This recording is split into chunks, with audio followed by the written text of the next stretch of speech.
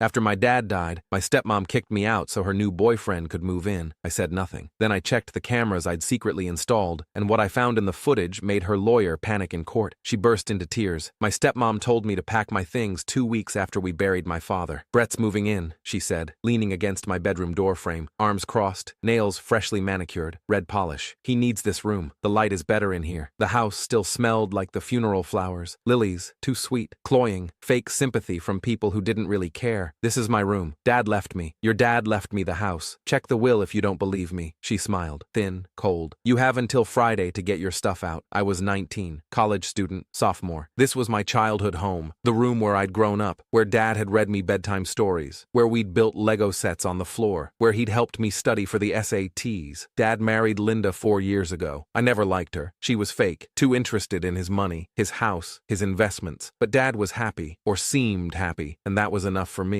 He died suddenly 3 weeks ago. Heart attack, 62 years old, too young, too sudden. At the funeral, Linda cried into Brett's shoulder. Her friend she'd known for 2 months. Met him at the gym, she said. He was there for support, she said. I thought it was grief. People cope differently. Some people need support from new friends. Now 2 weeks later, Brett was moving into my room. Where am I supposed to go? My voice came out quiet, shocked. That's not my problem anymore. She examined her nails, picked at a cuticle. You're an adult, 19, you can figure it out. Get an apartment, stay with friends, whatever. I stood there in the doorway of my own room, the room I'd lived in for 19 years, frozen, my throat tight, my chest constricting. Friday, she repeated, then turned and walked away, her heels clicking on the hardwood floor Dad had refinished 2 years ago. I didn't argue, didn't yell, didn't cry, just stood there staring at my room, at the bed, the desk, the posters, the life I was about to lose. I packed Thursday night, everything I owned into boxes and suitcases, clothes, books, photos of Dad, my laptop, the few things that mattered. Linda was out with Brett, dinner and drinks probably, celebrating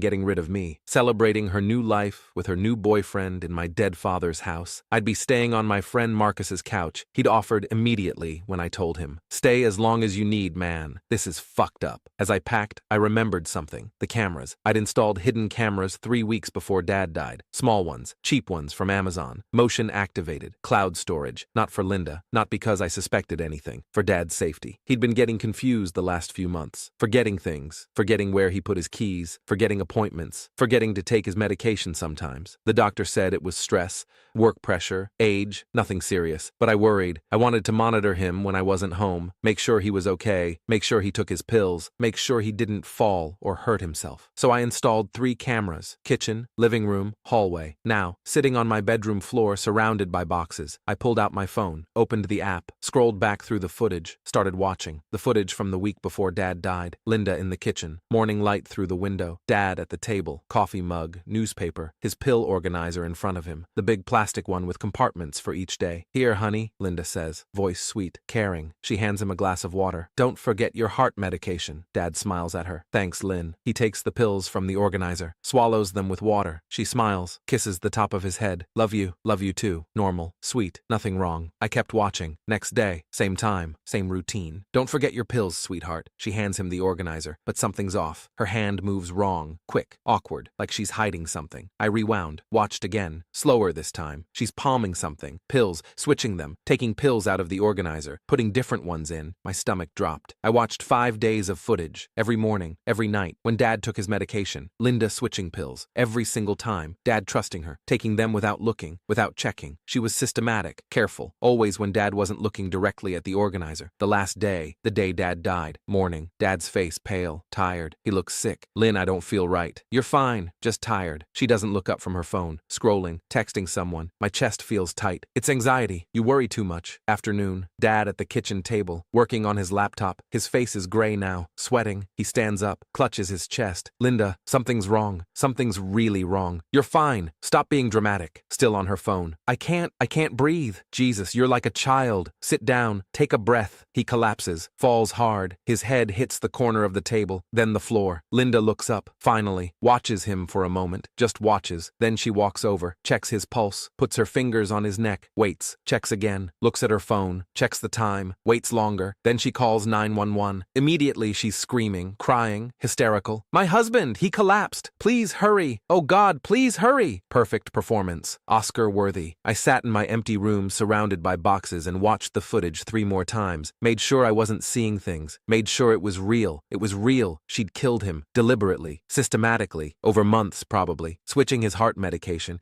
giving him the wrong pills, maybe expired ones, maybe nothing at all, maybe something that would trigger a heart attack, and then she'd watched him die, waited, made sure, then called for help when it was too late. My hands were shaking, my whole body was shaking. Then I called a lawyer. I need to contest a will, I said, voice steady despite everything. And I think my stepmother murdered my father. Friday came, moving day. I loaded my stuff into Marcus's truck, box after box, my entire childhood reduced to a dozen boxes and 3 suitcases. Linda stood on the porch, watching, arms crossed, smiling slightly. Brett's car was already in the driveway, his boxes already going into my room. I didn't say goodbye, didn't look at her, just loaded the last box and left. She texted me that evening. Good riddance. Brett loves his new room. The light really is better. I didn't respond. Spent the weekend with the lawyer, criminal defense attorney who also handled estate law. His name was David Rothman, 50-something, sharp, expensive suit. I showed him everything, every video, every frame. His face went pale, progressively paler as the videos played. This is Jesus Christ. We need to go to the police. Right now. Not yet. What? I want her in court first. For the will, in front of everyone. Family, friends, everyone who thinks she's the grieving widow. Then we show everyone what she is. He hesitated, stared at me. You're sure? If we wait? I'm completely sure. She thinks she won. I want her to feel safe, comfortable, victorious. Then I want to destroy her. He was quiet for a long moment. Then he nodded slowly. Okay, but the police get everything immediately after. No delays. Agreed. The will hearing was set for 3 weeks later. Probate court. Standard procedure. I spent those 3 weeks living on Marcus's couch, going to class, acting normal, pretending everything was fine. Linda posted on Facebook photos of her and Brett, finding happiness again after tragedy. Dad would want me to move forward. Comments poured in. You deserve happiness. So glad you found someone. He's so handsome. I didn't comment, didn't react, just watched. The day of the hearing arrived. The courtroom was small, wood paneling, fluorescent lights, smell of old paper and furniture polish. Linda showed up in black, full widow's weeds, veil and everything, dabbing her eyes with a tissue, playing the part perfectly. Brett beside her, hand on her back, supportive boyfriend supporting the grieving widow. Some of Dad's friends were there, colleagues, distant relatives, a few neighbors. I sat across the room, quiet, calm. My lawyer beside me with a laptop and a USB drive in his briefcase. Linda's lawyer went first. Expensive suit, slicked back hair. Your Honor, this is straightforward. Mrs. Patterson is the legal surviving spouse. The house, the assets, the investments, everything passes to her per the will and state law. There's no dispute here. The judge nodded. Older woman, reading glasses. Mr. Rothman, any objections? Yes, Your Honor. We're contesting on the grounds of fraud and suspected homicide. The room went completely silent. Every head turned. Linda's head snapped up. What? My lawyer stood, buttoned his jacket. We have video evidence that Mrs. Patterson systematically poisoned her husband in the days and weeks leading to his death. That's insane! Linda's voice cracked. Loud, shrill. He had a heart attack. Natural causes. The death certificate says caused by deliberate medication tampering, which we can prove beyond any doubt. The judge leaned forward. Mr. Rothman, this is an extremely serious accusation. Yes, Your Honor. We have extensive footage from cameras installed in the home for Mr. Patterson's medical care. Cameras Mrs. Patterson was unaware of. Linda's lawyer was pale, sweating. Your Honor, we weren't informed of any such evidence. We had no notice. We're informing you now. My lawyer opened his laptop, set it on the table. May I present the evidence? The judge looked at Linda's lawyer. Any objection? He stammered.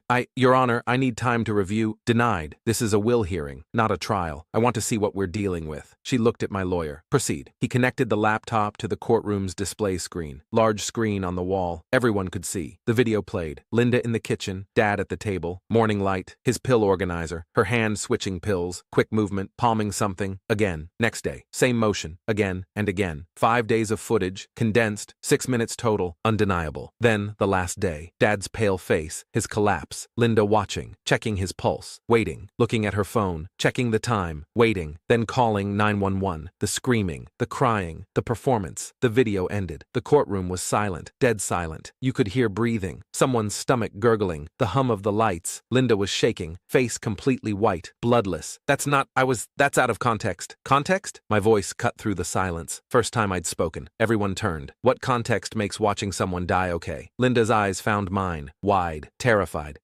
You did. For 3 months, maybe longer. Switching his heart medication, giving him the wrong pills. Anything to trigger the heart attack. So you could inherit everything. So you could move your boyfriend into my room 2 weeks after the funeral. No, her voice broke, desperate. No, I loved him. I loved your father. You loved his money, his house, his life insurance, the $400,000 policy he took out when he married you. I'd done my research. Found the policy. Found everything. Brett was standing now, backing away from her, looking at her like she was a stranger. Linda? Linda's lawyer dropped his pen. It clattered on the table. Your Honor, I need to consult with my client immediately. Your client needs a criminal defense attorney. The judge's voice was ice, cold and sharp. I'm suspending this hearing immediately and forwarding all evidence to the police and district attorney. 2 police officers stepped into the courtroom from the back. They'd been waiting in the hall. My lawyer had arranged it. Linda Patterson? She looked at me, eyes desperate, pleading, tears streaming. Please, please, I didn't mean it was an accident. A mistake. Accident? My voice stayed level, calm. You did it every single day for months. The officers moved closer, hands on their belts. Linda broke, completely broke, full sobbing, hysterical. I'm sorry, I'm so sorry. He was supposed to leave me everything anyway.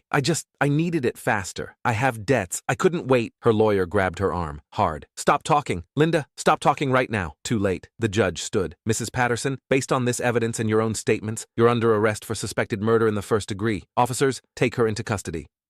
They moved forward, pulled out handcuffs. No, no, please, Linda struggled, tried to pull away. I didn't mean it. I loved him, please. You have the right to remain silent. They cuffed her, read her rights while she sobbed and screamed. Brett had disappeared, slipped out the side door, gone. The courtroom was chaos, people talking, gasping, someone crying. The officers walked Linda toward the door. She was still sobbing, makeup running, black mascara streaking her face. She looked back at me one more time, one last desperate look. I stared back, said nothing, just watched her go. The courtroom slowly cleared, people filing out, whispering, staring at me. My lawyer touched my shoulder. The house reverts to you, all assets, everything. The will is void due to fraud. Good. The DA wants the full footage, all cameras, everything you have. I'll send it tonight. You did the right thing. I nodded. Didn't feel like the right thing. Felt empty, hollow. Dad was still dead. Linda's sobs echoed from the hallway, getting quieter, further away. I picked up my bag, walked out the opposite door, into the parking lot. Afternoon sun, normal day, cars passing, life continuing. Marcus was waiting by his truck. How'd it go? She's arrested. Good, you okay? No. Yeah. Fair. We got in the truck, drove away. I never went back to that courthouse. Linda was charged with first-degree murder 2 days later. The footage was irrefutable. Her confession in court sealed it. She pleaded guilty 6 months later. 15 years to life.